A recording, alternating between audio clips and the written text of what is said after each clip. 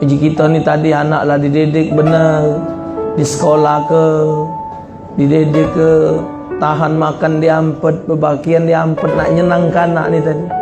Lah besar, nah kau tak sama balasannya. Ada dididik anak mak biasa dalam nak kita orang tak mampu. Jadilah kau sekolah batas kelas 6 ni, macolah baca, bikin baca, jadilah wang ibu bela jualan, yo sudah bu, kalau ibu macam itu, yolah bener-bener no, jadi bos besar. Sekolah kelas 6 tadi, jadi bos besar. Yang kuliah segala S di Mek. Terakhir susah senang S-nya, SS susah senang, tak jadi apa-apa. Oi, kalau ngomong ini bu, kocok langit, segala rumus apa? Janganlah macam itu. Ada ibu-ibu ni anaknya yang berjong, biarpun umaknya sakit terkapal bersih ada. Ada biarpun umaknya sehat tapi tak diurusi ada. Maka kadang-kadang ibu tengok keadaan manusia ni, berfikir panjang. Ya Allah ya Tuhanku, aku ni terkena yang manalah. Ada orang tua sampai tua ibu nah, hidupnya sebatang kara. Bini ada, bini berlari.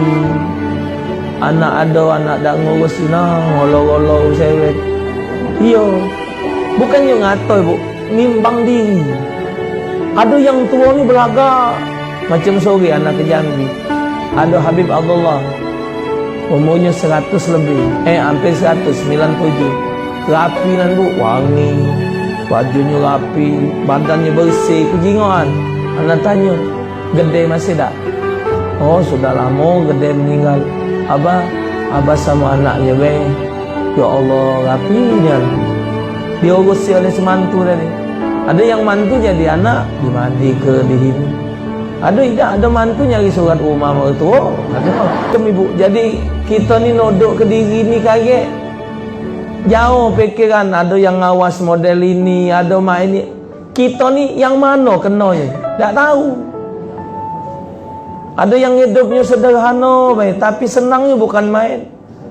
Ada yang hidupnya harta berlebih-lebihan tapi murad marid. Jadi wallahualam. Tercocok di mana kita ni tak tahu hidup ni. Wallah alam bisawab. Cuma aneh juga ibu. Itulah tadi keramat orang tua tadi. Mak uji orang tua ni galak kelakar. Aku ni ustaz, anakku 4 ekor. Tiap hari nitip ke anak galau kan aku. Yang 2, yang 3. Mahap ngomong tu ustaz, tak ada ngenjuk duit. Tidak ngenjuk duit budak tu nak. Cuma nak berjajan cocong tu ada baik. Laman cocong 8 ekor nyerit galau 1,000, 8,000. 10 hari 80. Tak cukup sekali sehari. Es liwat nyai, ini liwat nyai. Ya nyai, yai lah dah katil lagi. Untung tinggal ke bedeng tadi sikok lah. Hidup budak katil mereka ke. Kaget budaknya 4 tatu nyai ribut. Nah, ada baik bu, ya Allah keramat umat ni tadi. Pacak baik, 8 ekor hidup cocong. Oh, yang ini diteduk ke, yang ini main, yang ini pacak akong. Budak zaman ni anak 2 ekor, makan anak 20, berjeritan. Umat. Piring pecah, cangkir terempas lacau. Singgahnya kancing lawang ni bedol-bedol ke hancur. Belum kamu punya cucu ngasuhnya lah. Ada yang nandak ngurus cucu. Siapa beranak jaga, tak sendiri itu balik. Ada. Itu nyai sangar nama.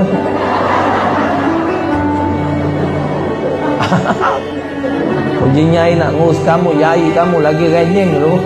Ngurusin kamu pula. Sepakat semua ahli sunnah wal jamaah, tidak ada khilaf di antara mereka tentang wajibnya bakti dengan orang tua, walaupun orang tuanya itu dasarnya tidak berbuat baik dengan si anak. Karena tidak ada perbuatan buruk dibalas dengan perbuatan buruk, karena semua perbuatan buruk akan dibalas oleh Allah Subhanahu wa taala dengan ancaman, dengan hukuman. Seseorang datang kepada Hasan Basri rahimahullah lalu berkata, "Saya memiliki seorang ayah. Ayah saya sudah sangat tua, terbaring di ranjang, stroke, satu badan semua nggak bisa bergerak. Sampai akhirnya, buang air besar, buang air kecil di atas ranjangnya. Dan saya menampung dengan kedua telapak tangan saya kencingnya, buang air besarnya. Kemudian saya mencuci tangan saya tanpa merasa jijik sedikit pun. Saya sudah melakukan itu selama 10 tahun. Pertanyaannya, apakah saya sudah membalas jasa ayah saya?" Maka jawaban Hasan rahimahullah, belum sama sekali. Sama sekali belum. Lalu kata orang itu, "Saya bersihkan kotoran ayah saya, tidak merasa jijik setiap hari selama 10 tahun. Lalu Anda bilang saya belum membalas kebaikan ayah saya?"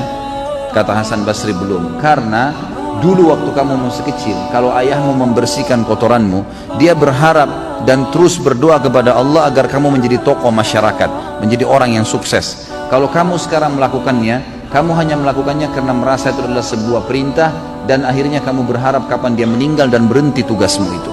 Berbeda niat antara orang tua dengan anak. Orang tua memiliki rasa sayang yang luar biasa kepada anaknya, dan tidak bisa dibandingkan dengan sayang anak kepada orang tuanya.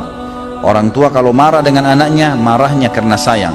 Tapi kalau anak marah dengan orang tua, bisa saja karena haknya atau karena keinginannya belum dipenuhi, bukan justru karena orang tuanya salah. Seperti itulah kurang lebih. Dan berapa banyak kasus-kasus orang yang menjadikan orang tuanya sebagai pintu surga. Ingat teman-teman sekalian, seorang ulama salaf pernah berkata waktu ayahnya meninggal, ibunya meninggal dunia, maka dia menangis. Seorang alim ulama lalu ditanya, "Kenapa Anda menangis? Bukankah orang itu tidak boleh nangis terisak-isak seperti ini pada saat ada orang yang meninggal?" Dia bilang, "Saya bukan menangis karena orang tua saya ini, ya, karena diahnya secara pribadi, bukan karena diahnya. Karena selama dia hidup saya berbakti, alhamdulillah.